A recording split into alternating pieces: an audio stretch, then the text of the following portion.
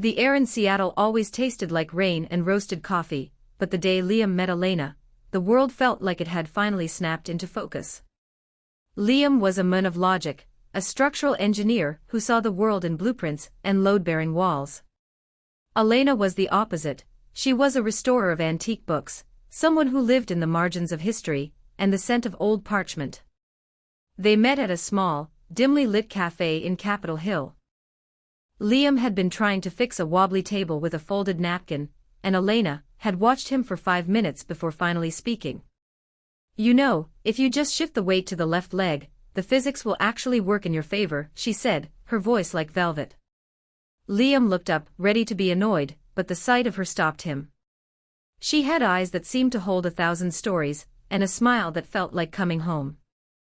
"I'm an engineer," he countered, though his heart had already started a different kind of rhythm. "I know physics." "And I'm a restorer," she replied, sitting across from him without being asked. "I know how to fix things that the rest of the world has given up on." That was the beginning. What followed was a whirlwind that felt less like a romance and more like a collision of souls. They spent their weekends wandering through the Pike Place market, Elena pointing out the hidden histories of the old brick buildings while Liam explained the stresses of the steel beams holding them up. They were two halves of a whole, one saw the soul, the other saw the skeleton. The chemistry was electric, but it was the emotional connection that anchored them. Liam remembered a night, 3 months in, sitting on the fire escape of Elena's apartment. The city hummed beneath them, a symphony of sirens and distant music. "Do you ever feel like we're just echoes?" Elena asked, leaning her head on his shoulder. "Like we're repeating a story that's been told 1,000,000 times, but somehow, it feels like it's being written for the first time just for us." Liam didn't answer with words. He just took her hand, his thumb tracing the lines of her palm. He felt a fierce, protective surge in his chest. In his world of blueprints, everything was predictable. But Elena was the variable he never saw coming, the one that made the whole structure worth building. They fell into a deep, immersive love. They shared secrets that had been locked away for years. Liam told her about the father he could never please. Elena told him about her fear that, like her books, she was too fragile for the modern world. They promised to be each other's anchors. Every morning started with the smell of the tea she liked, and every night ended with the sound of his heartbeat beneath her ear. The world around them was a blur of gray rainy days and golden afternoon light, but as long as they were together, the colors were vibrant. It was the kind of love that felt permanent, the kind of love that people write songs about, until the first crack appeared in the foundation. It started with the forgetting. Not the big things at first. Elena would leave her keys in the refrigerator, or she'd stop mid-sentence, her eyes glazing over as if she were looking at something miles away. Liam laughed it off at first, calling it scholar's fog, but the laughter didn't last long. One Tuesday evening, Liam came home to find the apartment in total darkness. Elena was sitting on the floor in the kitchen, surrounded by the pages of a 19th-century manuscript she had been restoring. The pages were torn, scattered like fallen leaves. "Elena?" Liam whispered, flipping the light switch. She didn't look up. Her hands were shaking. "I can't read them, Liam. The words, they're moving. They're sliding off the page and I can't catch them." Fear, cold and sharp, pierced Liam's chest. He knelt beside her, taking her hands. They were ice cold. Over the next month, Elena began to fade. It wasn't just her memory, it was her essence. The vibrant woman who found stories in the dirt was being replaced by a ghost. She became quiet, her gaze distant. Sometimes she would look at Liam, and he could see the terrifying moment of recognition failing in her eyes. She was becoming unreachable, drifting into a fog that no blueprint could map. The doctors were baffled. "Neurodegenerative," they said. "Atypical," they whispered. But to Liam, it felt like she was being erased. He watched her skin grow pale, her movements becoming slow and robotic. She stopped going to the shop. She stopped talking about the fire escape. "I'm scared, Liam," she whispered one night, her voice a fragile thread. I feel like I'm being pulled into a room with no doors. I can see you through the window, but the glass is getting thicker. Liam held her so tight he thought he might break her. I'll break the glass, Elena. I'll find the door. I'm not letting you go. The dramatic turning point came on a Friday. Liam had gone to the pharmacy to pick up yet another useless prescription. When he returned, the front door was wide open. The apartment was silent. He ran through the rooms, his heart hammering against his ribs like a trapped bird. He found her on the roof, standing right at the edge, looking out at the Seattle skyline. But she wasn't looking at the view. She was looking at nothing. Elena. Get back from there. She turned slowly. For a second, her eyes were clear, clearer than they had been in weeks. But there was a profound, soul-crushing sadness in them. Liam, she said, her voice sounding like it was coming from a great distance. I'm not there anymore. This is just the echo. And then she collapsed. Not over the edge, but onto the gravel of the roof, her body going limp as if someone had cut the strings. When he reached her, she was breathing, but she wasn't there. She had slipped into a catatonic state that the doctors couldn't explain. She was physically present, but the woman he loved had vanished into the gray. In the weeks that followed Elena's collapse, Liam stopped being a man of logic. He became a man of obsession. He took a leave of absence from work, but in reality, he was never going back. The sleek, professional Liam was replaced by a hollowed-out version of himself. He stopped shaving. He forgot to eat. He became a shadow that haunted the hospital corridors and the silent rooms of their apartment. He sat by her bed for 20 hours a day. He read her books to her, the ones she had restored, the ones she loved. He played her favorite music. He talked to her until his voice was a rasp, telling her about the fire escape, the cafe, the wobbly table. He was a man drowning in dry land, reaching for a hand that wasn't reaching back. The internal breakdown was slow and agonizing. He began to have hallucinations. He would see her in the kitchen, making tea, only to blink and find the room empty. He would hear her laugh in the hallway, only to realize it was just the wind through a drafty window. He was losing his mind because he couldn't accept the loss of hers. You need to move on, Liam, his brother told him over a coffee Liam didn't drink. She's gone. The doctors say there's no brain activity in the frontal lobe. It's over. Liam's eyes, bloodshot and sunken, snapped to his brother's. It's not over. I can feel her. She's trapped. She's behind the glass. Liam, you're becoming a ghost yourself. Look at you. He did look. In the mirror of the hospital bathroom, he saw a stranger. He saw a man whose eyes were empty of everything but a terrifying, desperate determination. He wasn't a structural engineer anymore. He was a demolitionist, ready to tear down the world if it meant finding her. He began to investigate. If the doctors couldn't find a cause, he would. He returned to her restoration shop, a place he hadn't stepped foot in since she fell ill. The smell of old paper and chemical solvents hit him like a physical blow. He sat at her workbench, touching her tools, the fine brushes, the scalpels, the magnifying glasses. He found her journals. Not the ones she showed him, but the private ones she kept about her work. As he flipped through the pages, his engineer's mind began to click into gear. He saw patterns she had noted, strange symptoms she had experienced while working on a specific collection of books.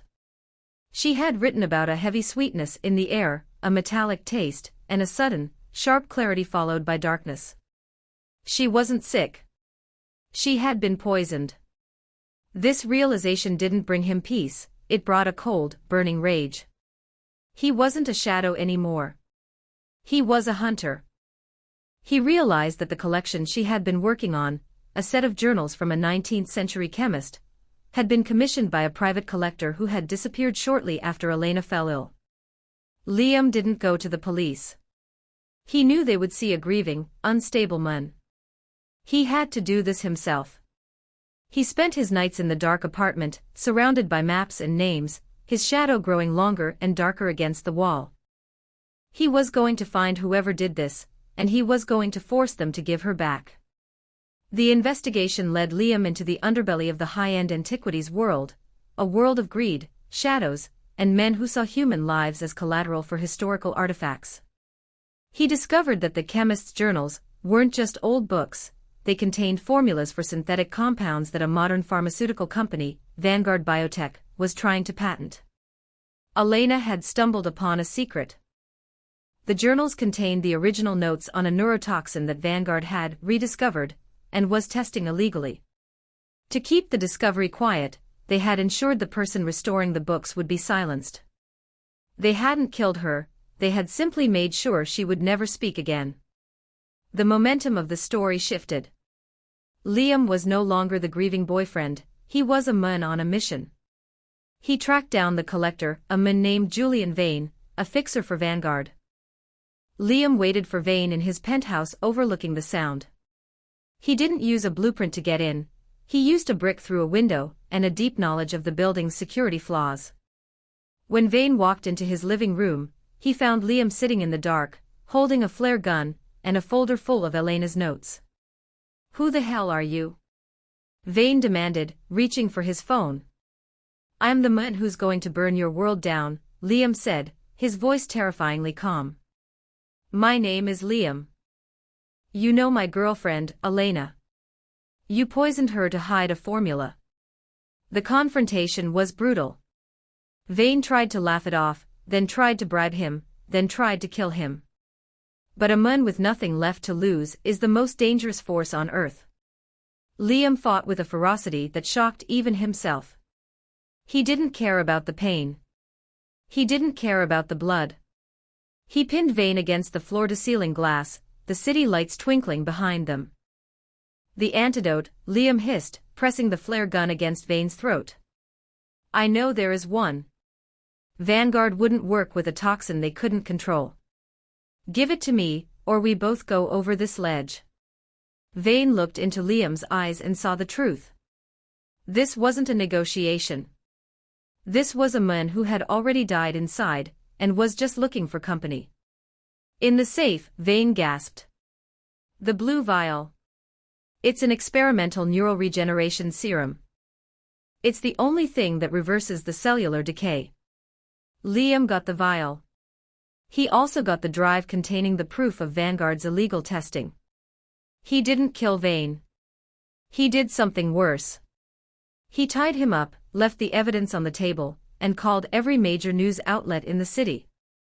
By the time the police arrived, Liam was gone. He was racing toward the hospital, the blue vial clutched in his hand like a holy relic. Justice was being restored, but the cost was rising. As he drove, he looked at his hands. They were covered in bruises and blood. He had broken laws, he had nearly killed a man, and he had abandoned every moral principle he once held. He was saving her, but he was losing the man she had loved. The administration of the serum was a quiet, illegal act. Liam bypassed the nurses, using his knowledge of the hospital's maintenance schedules to slip into Elena's room at 3 a.m. He injected the serum into her foreline, his heart stopping as the blue liquid disappeared into her vein. Then he waited. He didn't stay in the room. He couldn't. He was a fugitive now, wanted for the break-in at Vane's and the assault. He retreated to the shadows of the city, living in a cheap motel under a false name, watching the news. He watched as Vanguard Biotech crumbled. He watched as Vane was led away in handcuffs. And then, he saw the headline he had been praying for: "Miraculous Recovery, Antique Restorer Wakes from Catatonic State." But the man who watched the news wasn't Liam anymore. He looked in the mirror and didn't recognize the cold, calculating person staring back. His eyes were hard. His soul felt heavy, like lead. He had become someone else, a man of violence and secrets. He had saved the woman he loved, but he had traded his innocence for her life. He realized he couldn't just go back to her. How could he sit at that cafe and talk about physics when he knew what it felt like to hold a man's life in his hands? How could he look at her with those blueprints eyes when he had seen the darkness behind the world? The cost of his transformation was a profound isolation. He spent months in hiding, watching her from a distance.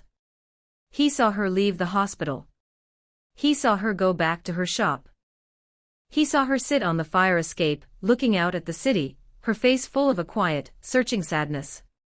She was looking for him. One night, he couldn't bear it anymore. He followed her to the cafe where they first met. He stood across the street, huddled in a dark coat, watching through the window. She was sitting at the wobbly table.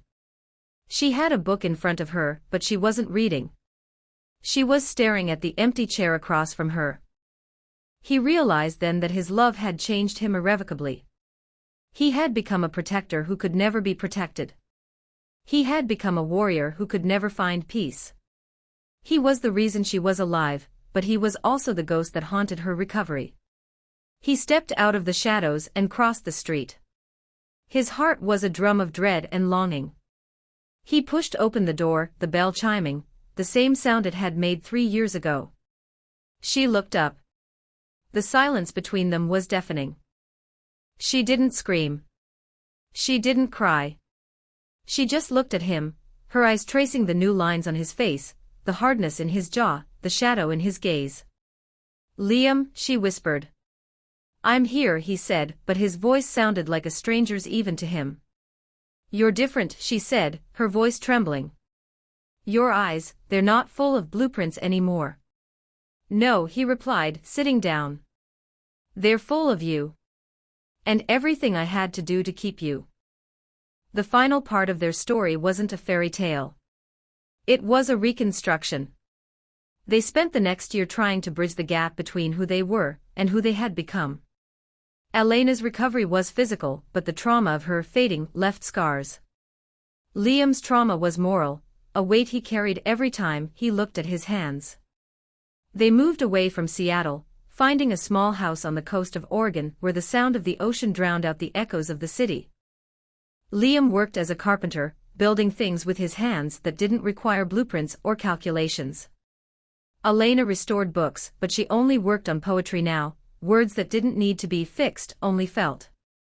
One evening, as the sun dipped below the horizon, painting the sky in shades of bruised purple and gold, they sat on the porch. The air was cold, but their hands were entwined. "Do you regret it?" Elena asked. It was a question she had asked before, in different ways. Liam looked out at the waves. "I regret that the world is the way it is. I regret that I had to see the dark. But I don't regret saving you. I would do it again 1,000 times, even if it meant becoming someone even worse." Elena leaned her head on his shoulder. "Love and pain," she mused. "They're the same thing, aren't they? You can't have the light without the shadow it casts. You saved my life, Liam, but you gave up your peace to do it. That's the most painful gift I've ever received." Liam squeezed her hand. "The pain is how I know it was real. If it didn't hurt, it wouldn't have mattered." The final message of their journey was clear: love isn't just the warm glow of the beginning, it's the fire you walk through to stay together. It's the willingness to be changed, to be broken, and to be rebuilt into something unrecognizable but stronger. They weren't the same people who met in that cafe. They were older, scarred, and quieter. But as the stars began to poke through the velvet sky, Liam realized that the structure of their life was finally solid. It wasn't held up by steel beams or physics. It was held up by the fact that they had seen the worst of the world and the worst of themselves, and they chose to stay. The echo of their past was still there, but it was fading. In its place was a new sound, the steady, rhythmic breathing of two people who knew that love and pain are one, and that together they are enough. "I love you," Liam whispered into the salt-tinged air. "I know," Elena replied, her voice no longer a thread but a cable. "I felt you in the dark. I felt you breaking the glass." And as the tide came in, washing away the footprints on the sand, they sat in the silence, two shadows merged into one, finally home. Final message to the audience. True love doesn't leave you the way it found you. It demands a price. It asks you to lose yourself so that you can find something greater. Don't fear the pain that comes with loving deeply, fear the life that is so safe it never feels the sting of sacrifice. Because in the end, the scars are the only things we get to take with us. Subscribe, like, and tell people about this love.